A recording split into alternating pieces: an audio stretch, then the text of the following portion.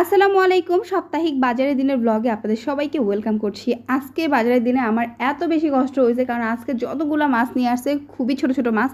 তার মধ্যে একদম মানে অনেক ধরনের শাকসবজি এবং কুমড়ো পাতা নিয়ে আসছে, সেটার বড়া বানানো মানে শাক রান্না করা, মানে একেবারেই আমার খুবই কষ্ট হয়েছে গরমের মধ্যে ছোট মাছ টাছ কেটে সব কিছু রান্না করতে। আমি একটু একটু করে কেটেছি, একটু একটু করে রান্না করেছি। কীভাবে কী করেছি সব কিছু জানতে হলে পুরো ব্লগটা দেখতে হবে। আগেই দেখিয়ে দিয়েছি কী কী বাজারে নিয়ে আসছে, এগুলো বের করে নিয়েছি। আর আজকে এতগুলো ছোটো মাছ নিয়ে আসছে, যেগুলো আসলে অল্প নিয়ে এরকম ছোটো মাছ এতগুলো নিয়ে আসে না কখনো। তো এখানে একটা একটা করে দেখতেই পাচ্ছেন সবজি বের করতেছি। এখানে সাজনা আছে, লাউ আছে, করল্লা আছে, একদম গরমের সবজি যা যা আছে, শশা, মানে যেগুলো খেলে অলমোস্ট আমাদের শরীর ঠান্ডা হবে, মন ঠান্ডা হবে, সেই সব সবজি এখানে আছে। তারপর পেঁয়াজ রসুন আছে, এখানে শাক আছে, তারপর দুই দুই প্যাকেট শাক আর কি। তারপর এখানে আছে এটা মাছ। এই তো মাছগুলো বের করব। কী কী মাছ নিয়ে আসছে এগুলো দেখাবো। আপনারা দেখলে পাগল হয়ে যাবেন যে মাছ, এত ছোটো ছোটো মাছ তো আপু এই গরমের মধ্যে কীভাবে কাটবে। তো যাই হোক, আমগুলো দেখে একটু ভালো লাগতেছে। কাঁচা আম দিয়ে ডাল খেতে ভাল লাগে। একটা সুন্দর কচি দেশি মিষ্টি লাউ। মিষ্টি লাউ তো দেশি হয়, দেশি বিদেশি আবার কি। মাঝে মাঝে আমি এমন এমন ওয়ার্ড বলি, আল্লাহ। আপনারা অনেকেই দেখা যাচ্ছে হাসাহাসি করেন যে তোমাপু তুমি কী দিয়ে কী বলতেছো, তুমি তো নিজেই জানতেছো না। এবারে চলেন দেখায় যে মাছ কী কী নিয়ে আসছে। মানে মাছ আজকে অল্প, বাট ছোট ছোট মাছ তো বিভিন্ন আইটেম, এগুলো কাটতে সময় লাগে। বড় মাছ কিন্তু যতই কষ্ট হোক কাটতে, একটা দুটো বড় মাছ কাটতে কিন্তু এতটা সময় লাগে না, কিন্তু এরকম ছোট ছোট মাছ খুব ধৈর্য নিয়ে কাটতে হয়। প্রথমেই মলা মাছ, এরপরে এটাকে আমরা বলি বাটা মাছ, না হ্যাঁ বাটা মাছই তো বলি মনে হয়, আমি জানি না এই মাছটার নাম, আমি ভুলে যাই। এটা বাটা মাছই সম্ভবত। বাটা মাছগুলো কাটতে কষ্ট, মলা মাছগুলো কাটতেও কষ্ট। চিংড়ি মাছগুলো তো না কেটেই রাখা যাবে ফ্রিজে, এটা নিয়ে আর তো প্রবলেম হবে না। আর এই দিকে পাবদা মাছ নিয়ে আসছে। যেমন বাটা মাছ আর মলা মাছ এই দুইটা মাছই কাটতে কষ্ট। চিংড়ি মাছ আর পাবদাটা একটু তাড়াতাড়ি কাটা যাবে, এটা এত বেশি কষ্ট হয় না, যেহেতু পাবদা মাছে আষ্টে থাকে না। তো পাবদা মাছটা কাটতে এই জন্য একটু কষ্ট কম হবে। আজকে অবশ্য একটা জিনিস আমার ভালো লাগছে যে সব আইটেমে অল্প অল্প করে আনছে, কারণ সারা সপ্তাহে না একই আইটেমের মাছ খেতে ভালো লাগে না। যেহেতু সব আইটেমে অল্প অল্প করে আনছে, এক এক দিন এক একটা আইটেম রান্না করলে খেতে ভাল লাগবে আর কি। তো যাই হোক, এই আমাদের আজকে 1 2 3 4 ধরনের মাছ। এখন এগুলো কাটাকাটি কীভাবে করব, কীভাবে রান্না করবো, আর আজকে কী কী রান্না করব সেগুলোই দেখাচ্ছি। প্রথমেই আমার মনে হলো যে পেঁয়াজ কাঁচামরিচগুলো কেটে নেই। তো প্রথমেই আমি সবজি টবজি ওগুলো একটা সাইড করে রেখে দিয়ে তারপরে পেঁয়াজ আর কাঁচামরিচগুলো কাটতে নেমে পড়ছি।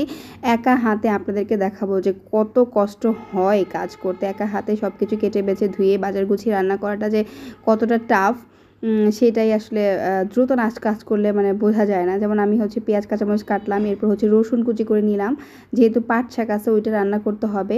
তো প্রথমে আমি যেটা করলাম, যেহেতু সাজনা নিয়ে আসছে, আম নিয়ে আসছে, সাজনা দিয়ে আম দিয়ে ডাল রান্না করতে হবে। এটা আমি বুঝেই ফেলছি যে এটা রান্না করতেই হবে, আজকে গরম। তো প্রথমে ভাবলাম যে প্রেশার কুকারে এই পেঁয়াজ কাঁচামরিচ রসুন কেটে আগে ডালটা সেদ্ধ করতে বসাই দেই, দেন আস্তে আস্তে আমি একটা একটা করে কাটবো, রান্না করব। কারণ আমি সবগুলো কেটে গুছিয়ে রান্না করতে গেলে আমার চুলা আবার একটা নষ্ট, তো এক চুলায় হবে না।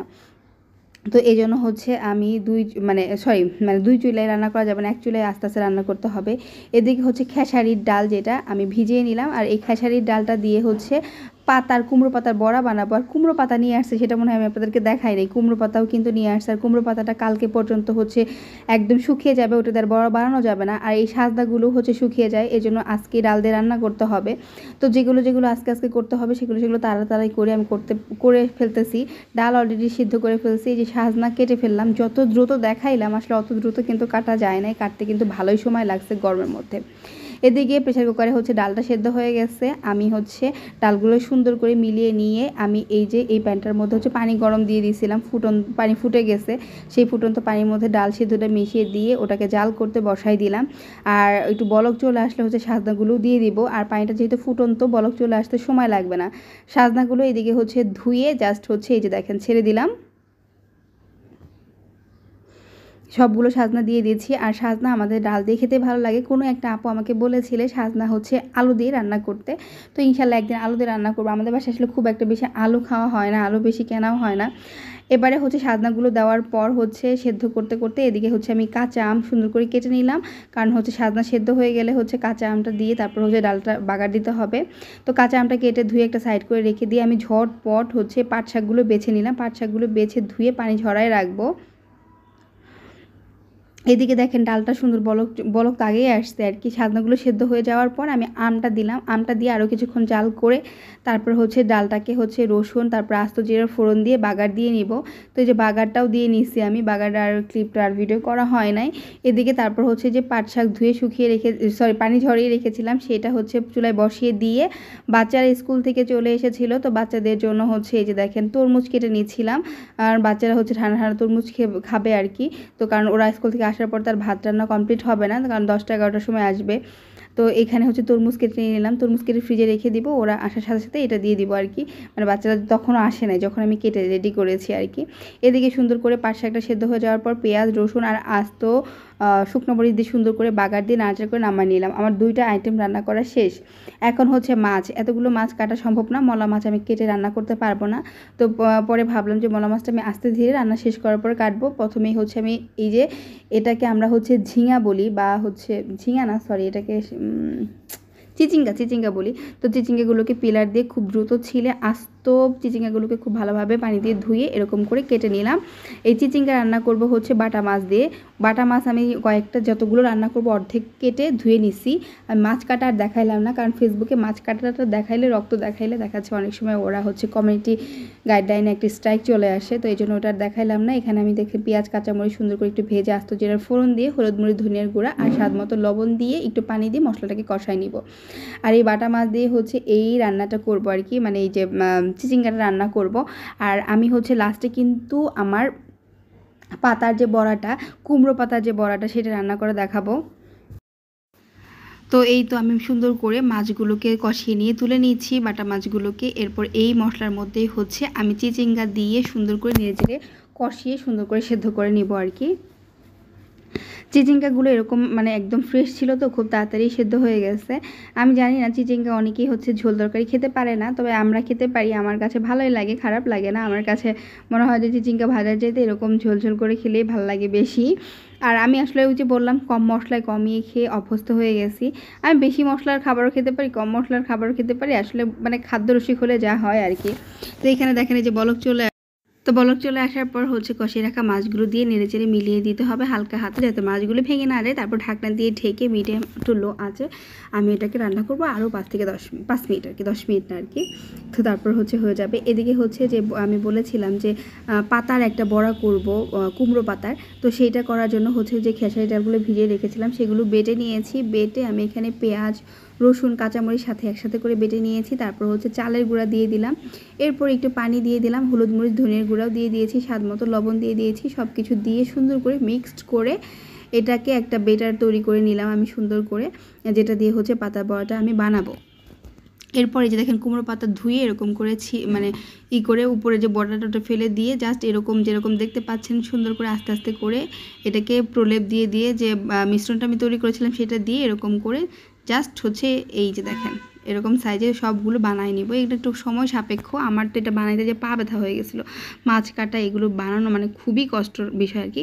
তো সবগুলো 5টা বানানো হয়ে গেছে। তরকারিটা নামায় আমি হচ্ছে এখন হচ্ছে এই বড়াগুলো ভেজে নেবে। যে দেখেন তরকারিটা খুবই সুন্দর হয়েছে। এখন তরকারিটা নামায় একটা সাইডে রেখে হচ্ছে এই যে কুমড়ো পাতার বড়াগুলোকে সুন্দর করে ভেজে নিব আর কি। একদম ডুবো তেলে ভাজা যাবে না, মানে ডুবো তেলে ভাজলেও হবে, খারাপ না, বাট আমি মানে এরকম অল্প তেলেই ভাজবো, এপিট ওপিট উল্টে পাল্টে।